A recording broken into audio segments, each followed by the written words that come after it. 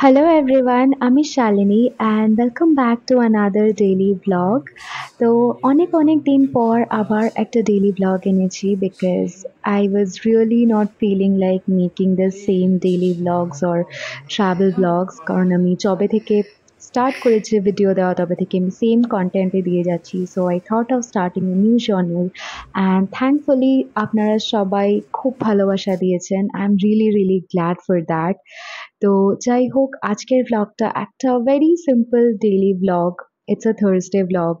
সকাল থেকে কি করলাম office and then what did we do in the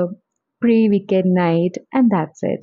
তো যাই হোক এখন সকাল গড়িয়ে দুপুর হয়েছে আর লাঞ্চ করতে বসেছি যদিও আজকে রান্নার দিদি আসেনি তো আগের দিন রাতেরই চিকেন যেটা ছিল সেইটা আমি একটু ভাত বানিয়ে জাস্ট আমরা দুজন এটা খেয়ে নিলাম তো আগের দিন রাতে মানে রান্নার দিদি চিকেনটা করে গেছিল আর মানে অল্প করেই দুজনের মতন বেঁচেছিল বাট দেন উই থট কি ওটাই খেয়ে নিই কারণ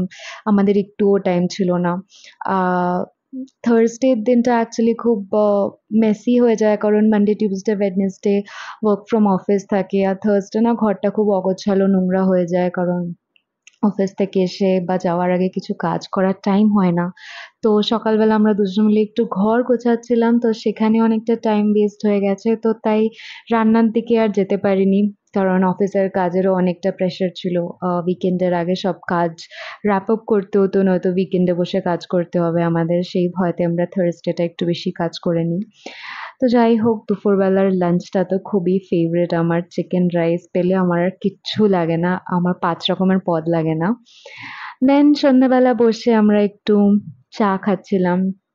চা খেতে আমার একদমই ভালো লাগছিল না তারপর অফিসের কাজও ছিল then I told my husband কি আমার একদম ভাল লাগছে না সারা উইক কাজ করে রাতে রান্নারও কিছু নেই কারণ আজকে যেহেতু রান্নার দিদি আসেনি সো উই থট কি আমরা তিনি মিনি একটা টাইনি ডেটে যাব ভেরি সিম্পল ডেট সো আমাদের বাড়ির একটু কাছে মান্যতা টেক পার্কের পিছনে একটা খুব ভালো নর্থ ইন্ডিয়ান রেস্টুরেন্ট খুলেছে আহ, তো সেখানেই যাচ্ছিলাম তো লেটস সি কোথায় যাচ্ছিলাম বাইকে করেই যাচ্ছিলাম because it's been a long we haven't went on a bike ride so খুব এনজয় করছিলাম রোডটা তো here we are this is CTC Chowdhury Tarachand এটা একটা খুব সিম্পল ধাবা একদম পিওর নর্থ ইন্ডিয়ান আর খাওয়ারটা বেশ এক্সপেন্সিভ কম্পেয়ার টু ধাবা মানে 300 350 400 এরম বাট ভিড়টা দেখতেই পাচ্ছেন আর ওখানে একটা খুব কিউট পার্সিয়ান ক্যাট ছিল তো while my husband was ordering I was petting this cutie তো যাই হোক